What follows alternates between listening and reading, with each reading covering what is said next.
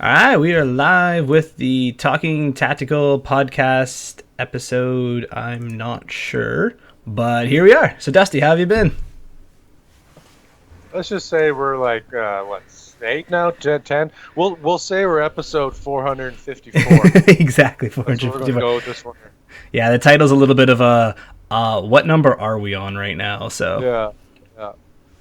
But yeah, it's good to be back again. Getting this going again because it's been taking a kind of a hiatus. Hiatus is the word I'm looking for, right?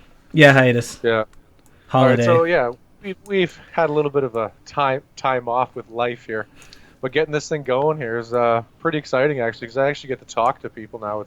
It's pretty good because like podcasts are fun though, but it's all one sided. You know what I mean? Oh, yeah, like Like my. it's all like we're just spewing information that way, and I'd like to engage our audience any way possible. So this live thing here, I think Hooligan had something there. Like you know what I mean? I think he's onto something. So Oh, yeah. And then the nice part is, too, is we'll have it on Facebook. Live stream will be on Facebook. Afterwards, videos are going to be on YouTube, and then we'll still oh, upload our audio. oh hey Rich, what's going on, buddy? We got Rich Lozano saying hello from Michigan. So Yes, that's Rich, who I was speaking to on the last podcast. Hi again, Mitch. oh, nice, right on, man. It's good to see a return. But yeah, so we're just going to kind of kick off here, saying just kind of going on what we're going to be doing on our off seasons there. Yeah. I'm not sure in our off season there, I'm going to try and get my brother there. He's trying to hook himself up with a like a scenario type company, right? So he's trying Yes, to I get heard about that that. on the go there. So that's pretty solid there because we were going to run into it headstrong there, kind of 50-50. We all do our thing, but I kind of let him know that I'm just going to kind of step back just the touch there and start focusing more on my off season, getting my Twitch and my YouTube stuff going on there because I would love. Oh, you have no idea how much I would love to stay home and play video games. Get paid for it. So There's a retirement dream here. yeah, that would be amazing. But it's just like right now it's a hobby. Hopefully, it turns into a little bit of a business, small business career. But yeah, so he's going to be getting that there, and I'm going to be helping him out a lot in that because, like I said, we were kind of both running head or neck and neck with that. Hmm. But I've kind of stepped back a little bit to focus on something else. So I'm still going to be helping him and all that kind of stuff. Like whatever he needs, just I'm going to be one of his backers kind of a thing, one of his employees kind of a thing. Not so much Okay. a partner with him, but I'll pretty much do whatever he kind of needs me to do there. I just gonna take my creative juices and kind of push them elsewhere. Yeah, so we'll be doing that on the off season there, and I'm actually already excited for D-Day. To be honest with Like in you. Ottawa, right? Yeah, Yeah. we're already the Maritimers are already planning to get that one geared up and on the road there. Cool. 'Cause, Do we know what date might have it's at heard from the yet? grapevine. Might have heard from the grapevine that that's actually they may or may not have some spots already put aside for us Maritimers there. So Ah, sweet. we'll have to look and see for excuse me, look and see for that one. Do we have the date yet for that though? That's what I'm searching for right now. So yes, June 11th, June 11th. Okay, good. 2017. I have vacation that I need to book because I'm going to try and make it to that this year. Yeah, My because June 11th would be the Sunday, so obviously the Saturday is going to be, also a day of normal paintball, and the village will be set up and all that. So we'll Nice. get that geared up and put out there. But yeah, I was pretty excited about it last year. Didn't know what to expect. This year, I kind of know what to expect. It's gonna be epic. Yeah, should be fun. Hi, William, Captain Canada. Yeah. Awesome. Yeah, so that sounds like a lot of fun. I'm really excited to hear. Jester just did a live stream the other day, stating that he has moved locations. So that'll be really fun, a lot bigger. Looking forward to trying to make it out east this year, or I should say 2017. But if not 2018, that's the year that I'm definitely going out for something. Yeah.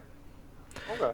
And then, so my off-season plan's a little bit simpler. If you're in the GTA region, there is the MagFed pickup league, where about every other weekend we're going to be going out and playing MagFed at predetermined fields. Specialty pricing's available, so I'm going to try and make it to some of those. If I can't Yep. make it to that, I'm going to go to some evening, just whatever pickup. But then my big thing is getting prepped for Walk-On Scenarios 2017 at Sector 57. Currently writing up the story modes for those, game plans, and getting some interesting twists done. I'm gonna as I get more and more written, I will be revealing them through the podcast and streams and stuff. But that's my big fun thing right now is I'm waiting to do those and they're coming together pretty interestingly. I'm having a lot of fun inside jokes story wise, which if anyone has a chance, like you have a favorite field and it's hosting it, put the inside jokes in for the locals, because the regulars may not get it, but it's making it a lot more fun. Let's reel it back in there. You were saying you're writing something for walk-on scenarios. Yes, so the walk-on What's the walk-on scenario there? as I was say, so a walk-on scenario is a lighter scenario day. It's going to be 5 games throughout the entire day. Each one linked to each other, story mode, 20 minute, maybe 15 minutes. But it's designed that it's not, you don't pre-register. It's still walk-ons. It's still regular rates. It's just that, hey, here's an organized day. Come out to the field. There'll be warm-up games and then the story missions and then games again later in the day. But we're going to have it set up so it's open to everyone who wants to come. It's just to give us a tactical day to go and play. So it's not something like, hey, I got to drive to PRZ, pay my $20. It's bringing a very low-key action to the field, low props. Like I do the stuff, like one of the things is like we'll do mission scenarios and all they are to collect them is spray painted yogurt containers, like simple props, but it makes it fun because there is a story there. So we're, like with the walk-on scenarios, like, is this all you? Yes. So like this is just something that you're doing. Yeah. So what it was during the last year, during the MagFed League, I had come up with some game plans that we didn't get to do because we weren't going to be that organized. I was like, well, it sounds like fun. So I messaged my local field owner and I was like, hey, can I do these? And he's like, yeah, go ahead. So I jumped in on some of the games. The refs helped run them through and I would walk them through them initially. So that was how it started. This year, we're going to step it up, more of a story, more game development throughout it. And to William's question in the chat, will the story change? Yes. So one thing is that the first game's predetermined story mode for 5, depending on how that goes, is going to determine what the next story will be. Then the second day, or the day will be, there'll be predetermined missions, but whoever wins X mission will move to Y story. So that's how we're going to do that one. But we're going to input the field. I mentioned it in the last stream that I did, my solo one, was that I'm going to be introducing story concepts and things happening live on the field so that people can become aware of them. So one thing I'm going to do is use the megaphone to pretend to be a news reporter, telling people about what's happening to help control the field of battle, let the communication go around, but then it does make that immersive.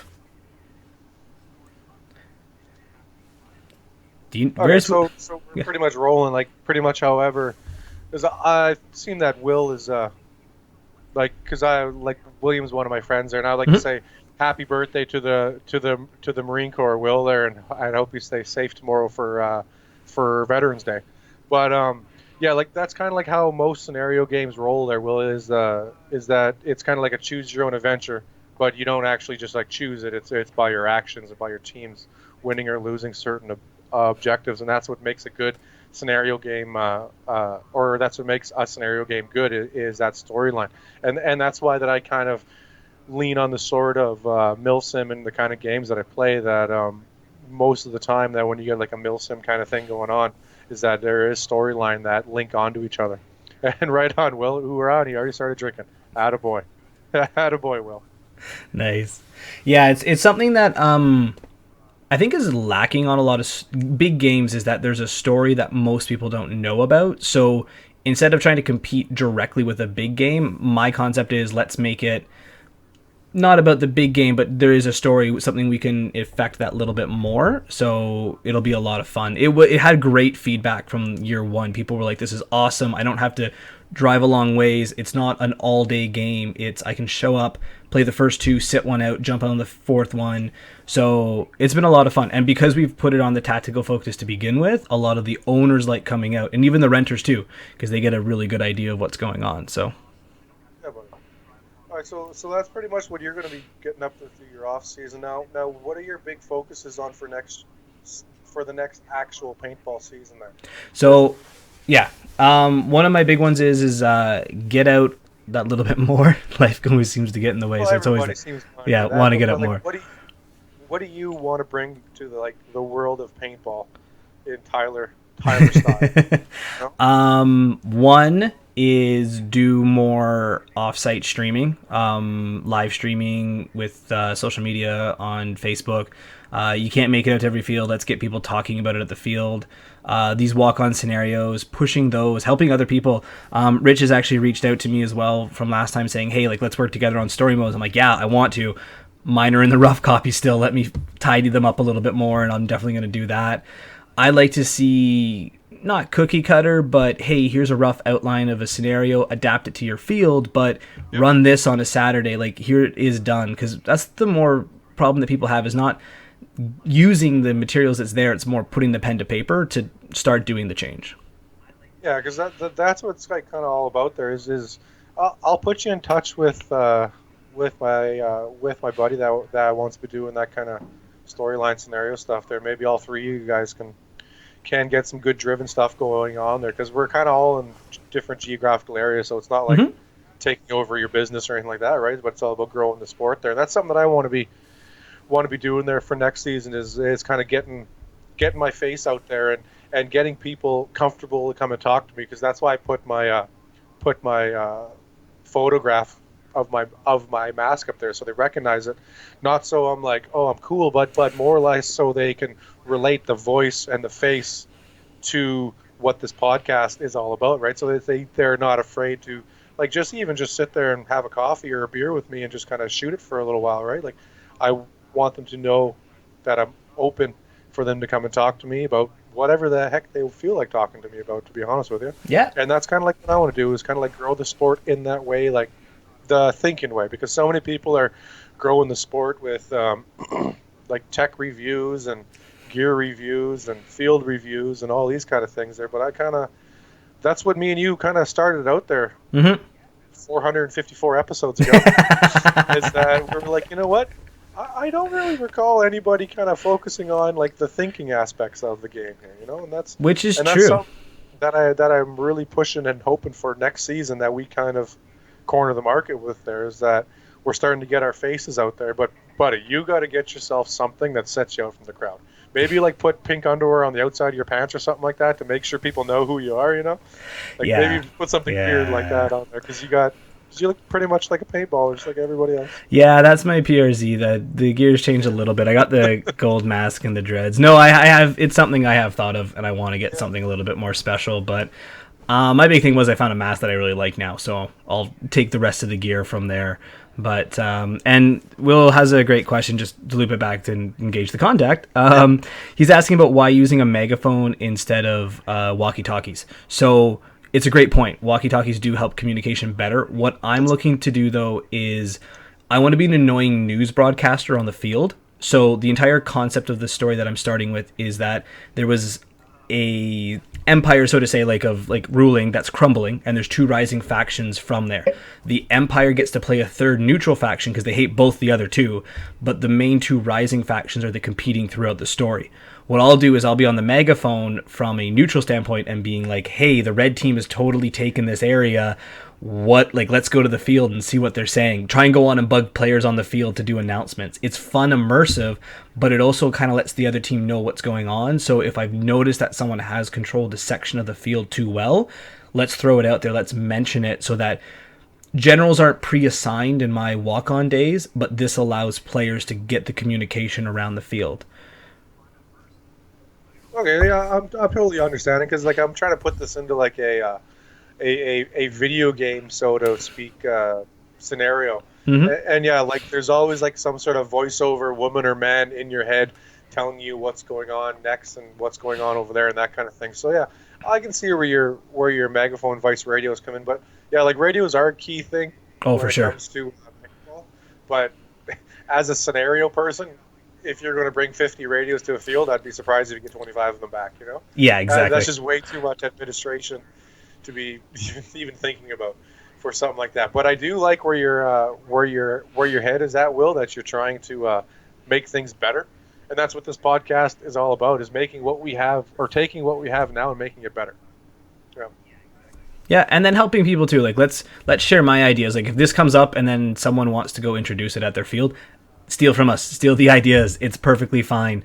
Word of mouth is what we want to do for tactics. We want to do that with play styles, gear, rules, experiences, like get it all out there. One thing is Dusty's in the East Coast, I'm in Ontario, we're both Canadian, but we get different feels, we get different inputs. So hopefully in Ottawa will be the first time we actually get together to play with among other crowds. So yeah, it will be a good time there in Ottawa.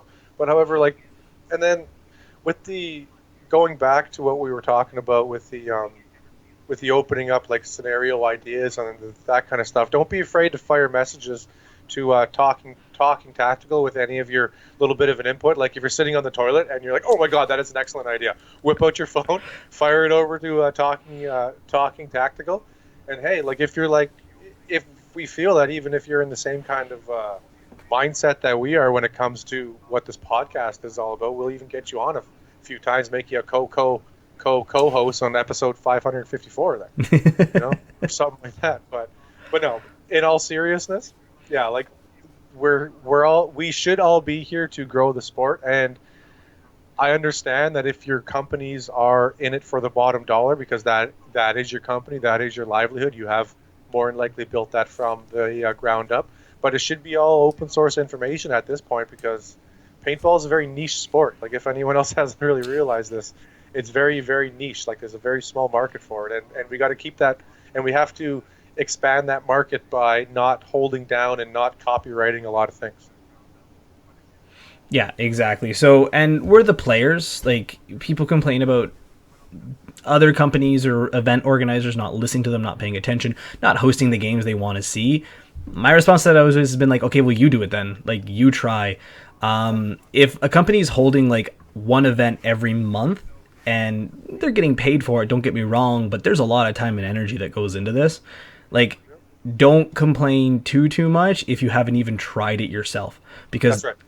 Me doing the thing is like, I've learned so much about like, even to use the simple examples of the difference between using wave respawns versus constant respawns, medics versus non-medics, simple missions that, while are good on paper, could be lost within the first 30 seconds.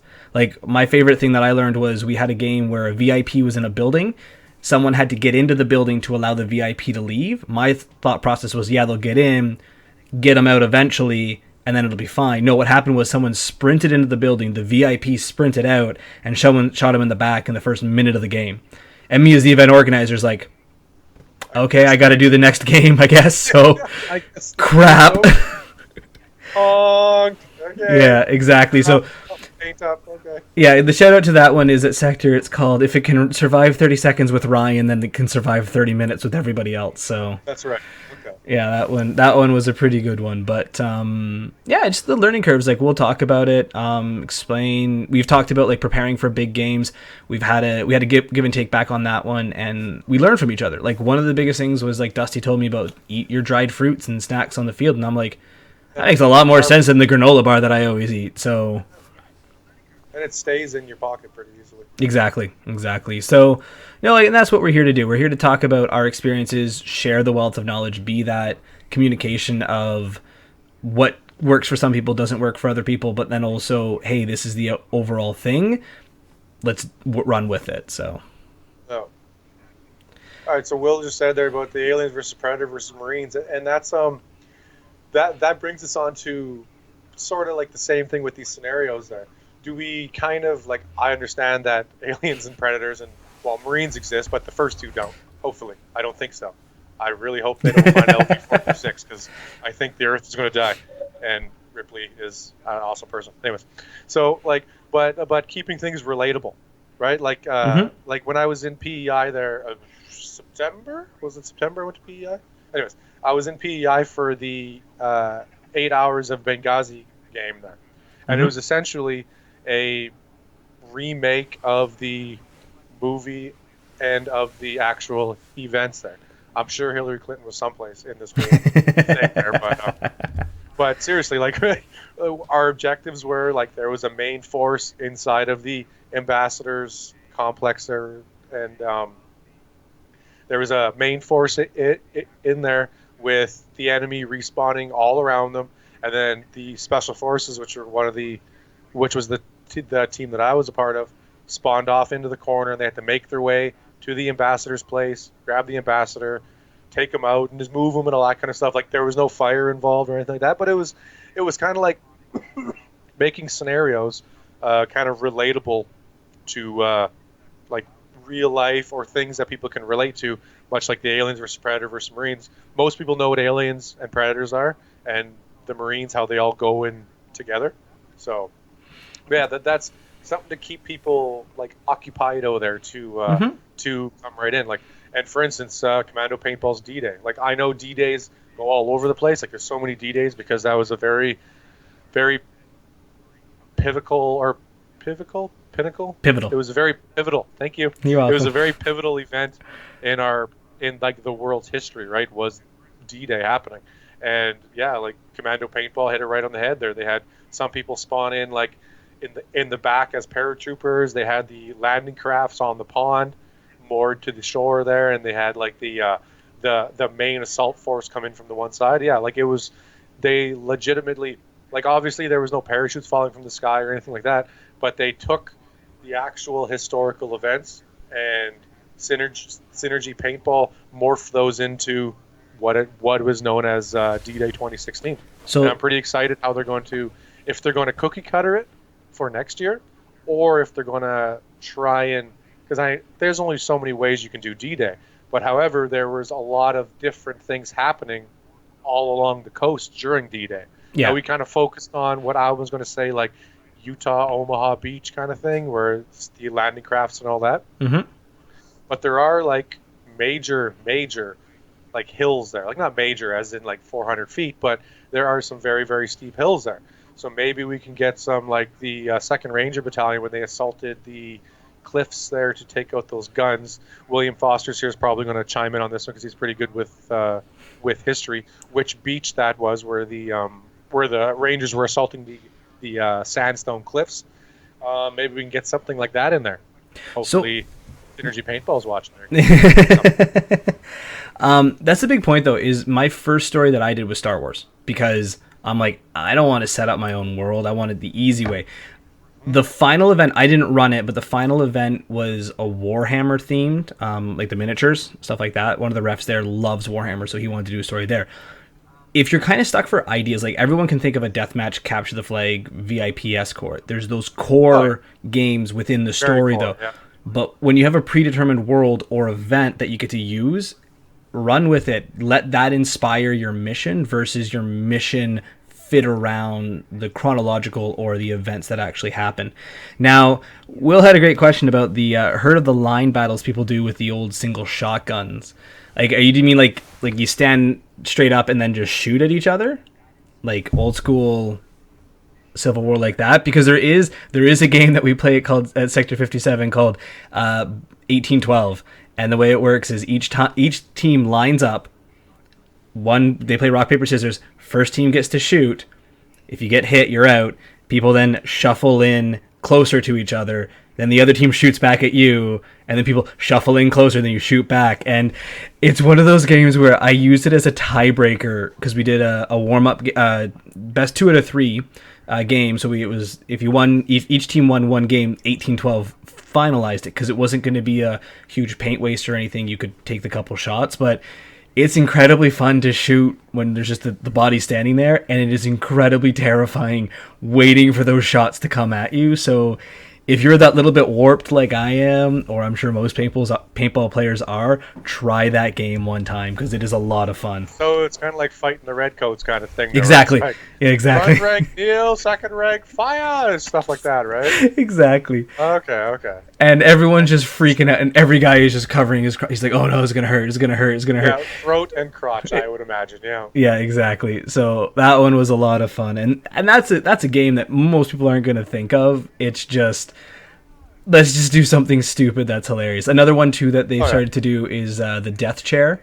So there's a chair in the middle of the field, and then you have to sit in it, and there's a ref timing it. Whoever has a player sitting in the chair long enough wins. So if you have someone sitting in there for 2 minutes, 30 seconds, whatever ends up being. And so we actually had the owner of the field on this one, and he's crazy, just to put it frankly. So he dropped his marker, and he's sitting in the chair, and he is like has his arms up on it, and he's like hip checking, diving, and like ducking as people are all shooting at him. But we couldn't get close enough to get a clean shot, so we're lobbing them at him, and he just sees them coming in the air. And then I think about 3 of us stood up and shot one time, and you just see us like, oh crap, he just booked it around. But yeah, Rich Lonzo there. MagFed dodgeball. Now I'm just gonna assume the rules here. Now you get one person. No. I'm gonna say that one side gets a. How would MagFed dodgeball work? So I'm trying to like. Do they have magazines in the middle of the field and you run for them? And then you got to grab the magazine and then load it and shoot, because that's an interesting way to do it. Maybe just straight up paintball, but have the test tubes in the middle. Maybe that'd be interesting, or just like the pods there. I've played dodgeball paintball before, but it wasn't like we didn't reload. The way it worked was the cover, two teams along the sides. If you got hit by the team, you went and joined the other one. So if I was on the right side and I got hit, I joined the left team. And then if I shot... I will check that out. Oh, no, just keep on going ahead, bud. Oh, okay. But yeah, so that's what we did. That was the dodgeball that I played. It's a paint waster game, but it is a lot of fun. It can be pretty interesting. I always like those ones where you get to switch teams midway. Like there's that feel of like, hey, one side starts to win and then you can steal, like zombies. Most people play those ones where you get hit. You join the zombie team that's attacking the town. So it might be like 5-on-20 or 3-on-20, but then the zombie horde slowly accumulates more and more players, and then they go on. So yeah, Rich is saying Megs. You have like sidearms or like that kind of stuff there, yeah. Yeah. And then the zombies have like knives and that kind of stuff. Yeah. So what I'm going to do here is we're going to all kind of accumulative have fun with this together. Probably not you, Tyler, because you can't watch videos or the audio will be broadcast. So I'm going to post the YouTube link here. We're all going to go to YouTube and watch the Assassin's Alliance play paintball dodgeball. It's about a 30-second video. We're all going to watch it together, then we're all going to come back and talk about it. All right? So here we go. I'm totally going to watch this on my phone once it gets posted to the chat. There we go. I just have my chat muted. Looks like the guys are going to be having some fun. They're pretty geared up. Okay. We've got two teams. Stuff in the middle here, some colored things in the middle. Yeah, it's not opening. I'll wait and find out this later. Oh yeah, they're getting a pod. Okay, so there's pods set up in the middle. Okay, I've done that with Speedball before, actually. I see something there. Yeah. Okay, so I'm understanding where they're coming from, and I can see how that'd be a kind of a fun game there, because for that one there, it looks like they had pods, or it might have been magazines. Pods would probably be the smarter one, because obviously you can't put a mil-sig mag inside of a die dam, obviously, right? Actually, what would be really interesting too is in the MagFed community, if you wanted to do something like this or a scavenger style, gray area on how you would do it, because you'd have to buy into the game, because there is going to be paint distribution is going to be off, would be everyone gets 2 mags, so you have your one in your gun and one empty. Then you hide paint throughout the field, and you have to go and find the paint to reload into your mag. So you have your 2 mags to have, but then you have to go and scavenge and find the more shots later on in there. That would be interesting, actually. That'd be a fun team game to actually do. If you wanted to do like a good team one, like, hey, I can find the paint later on, or even magazines on the field, that'd be interesting, actually. Yeah, that's a neat little thing there. So by the looks of it there, the boys have to run in there, grab their paint, run away, and then reload. Like that's awesome. Well, yeah. That looks like an awesome thing to do.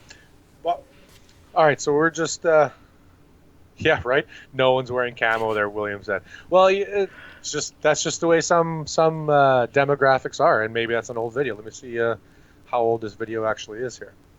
February 22nd, 2016. Yeah, maybe they're just a bunch of speedball guys wanting to play a little bit of a fun game, or that's just their demographic on their field, because wherever you go, it's always different, right? Yeah. No one wants to be that guy who's the only guy wearing camo, I guess.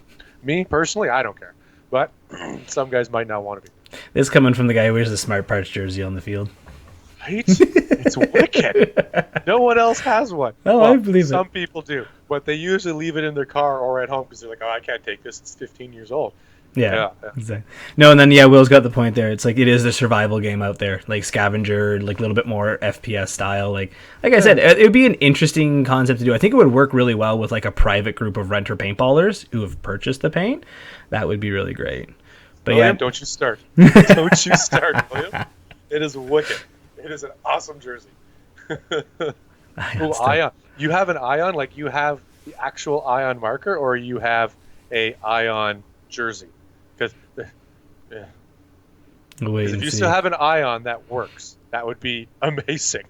Like, blow my mind amazing. Because I have seen them on Kijiji. People are selling them for like $110.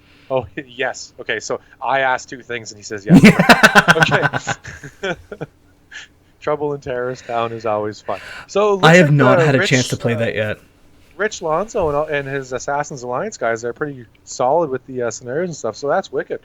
Maybe we'll get you on there in some future shows there, Rich, just to kind of sit around and kind of shoot it for a little while, because like really, like me and Tyler are just all about just hanging out, talking about paintball. Because who doesn't like talking about paintball? Like, Especially the off seasons here. I gotta like get my fix somehow. Because we can't do our weekend recap. We can't do our field shout-outs. We can't do our gear setup from last week. We can't do our tactics that we figured out over the weekend, or figured out that we're going to be doing on the next week that we're coming. So yeah, we need to fill something on the off season here. That is correct. Yeah. Other than my visa with me purchasing things. Right. Actually, that being said, because you did mention about not having new tactics, I did make it out last month to the closing game at Sector, which is the one I had mentioned. It was the Warhammer themed. I got to use a Riot Shield. Now, my Riot Shield character was unique in the sense that I was supposed to protect myself and other players. So if I got hit in the arm, it didn't count. Only my headshots counted, but I had a shield to protect myself and other people. What I found hilarious, though, was it was me and another player, and I'm having the shield, we're by a car, and I just have it like this, like the normal way you'd hold it. And I was like, this is like half doing anything. I just kind of looked at myself like, oh, I just turned it this way, so it was vertical, and it just stuck out up to the back end of the car, covering the trunk, and oh my god, it was ever fun, just being like, oh, that was so much easier. So the one guy just put his markers under the shield and started shooting, but he just had enough cover, and then the two of us just kind of walked like this as around the car. So that one was a lot of fun, actually. But I was using my speedball marker at the time, and balancing a speedball and a shield on one arm is not easy to do. I agree with most of the guys who I see on YouTube. Use a pistol. It's so much easier. Yeah, well, there's a reason why the professional SWAT guys and stuff use pistols with their shields. Yeah. Exactly. So Exactly like that. there's rules, but then there's also just practicality there. That's right. Well, I think with our first ever dual talking tactical podcast stream, we're back live. Finally. Yay. We're back. We got everything figured out.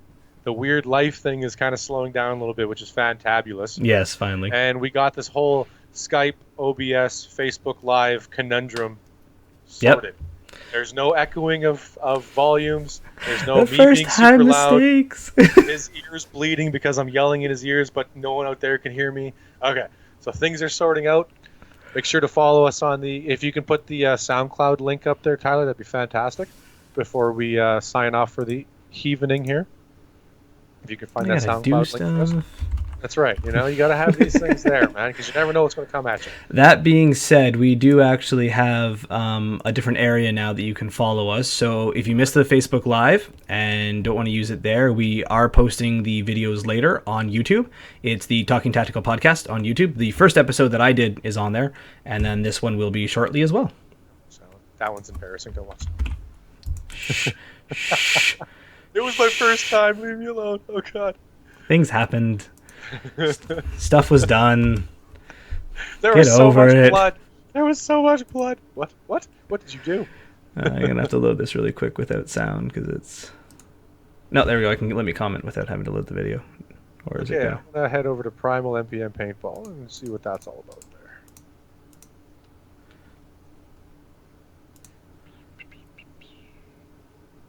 Primal? I'm going to assume that's supposed to be Primal. Yep. I'm clicking things I shouldn't be clicking right now. So much clicking. I know. There we go. No, I clicked to hit comment and it didn't go. It was just like stuck on the boost. So there's the link for our SoundCloud. The link for the YouTube too, actually. Now, Dusty, where can they find you? Because you did mention that you are doing video streaming now. So where can everybody find you? Oh, so that's at twitch.tv/Waffle House. Here, let me just. Or actually, no. My moderator, William, you can go ahead and put that in there. See how this works? I am the content creator. I have moderators for this. Exactly. He better put it in there too, or I'm taking him off. You better. No, I'll fire it in there. All right, awesome. I also put in the YouTube link for our other shows as well, so you guys can check them out there. Dusty, is there anywhere else people can find you? Do you Twitter? Do you do Snapchat? Do you do Instagram? I do all that. Oh, thank you. Oh, look at that. Will's all over. Thanks, Will. Yeah, I do all those things, and I am not opening up all those tabs and signing into all those. However, Dusty is everywhere. Dusty Dusty Paintball is everywhere. Just type in Dusty Paintball on every single social media, and you'll find me. I like Will. He needs the mod for us more often. Who, William? Yeah. Oh, he's amazing. He does maple syrup. Okay, I'm going to tell you a little story about William. Okay, story time. I hope he doesn't mind. Okay. So me and William there, we started gaming together online for about 2.5 years ago, maybe even 3 years ago. I can't remember now. But then we started gaming together, and I found out that he was a Marine, a hilarious Marine at that. And he has the best Celine Dion voice you'll ever hear. We're going to have to get him on this thing here one time, and he has the thickest Georgia accent. So it's just, it is just amazing to hear this man sing Celine Dion in his native tongue of Georgian, we'll call it. But yeah, I've known Will for a while, and he's a pretty good dude. Yeah, maybe we'll get something on here with him there one time. Oh, that'd be awesome. So yeah, if you guys ever do want to guest on, send us a message. All that we ask is that you really have a mic. Webcams help, but we will throw up an embarrassing photo of you as an intern as we want. That's right. We gotta be your Facebook friend so we can go through your profile, because you'll give us an awesome Facebook picture, and then we'll pick that one from when you're on your 6th birthday picking your nose, just because you don't have a webcam. So exactly. Don't let that pass you by, because we're all paintballers and we all kind of laugh at each other because that's just what we do. Oh, exactly. Right? So, all right, guys. Well, thanks very much for tuning in. Me and Dusty signing off. We will see you guys on the field. See you later, guys.